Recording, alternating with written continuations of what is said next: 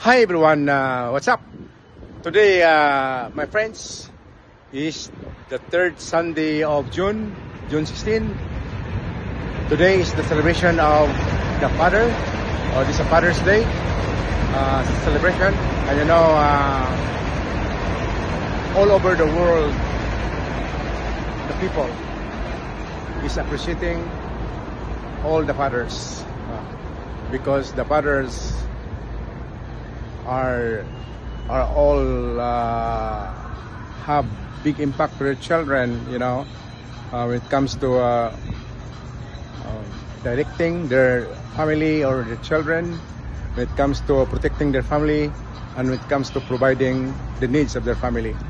So in other words, the father or the fathers or father figures are providing, protecting and directing their families for a successful, successful society. So that's the roles of the father.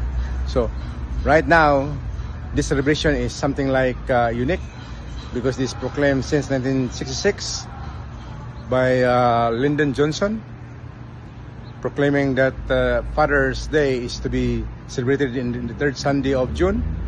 It was not until in 1972 that President Nixon proclaimed that this Father's Day is a national holiday in the U.S. So it originated here in the U.S., but then the whole world is following this.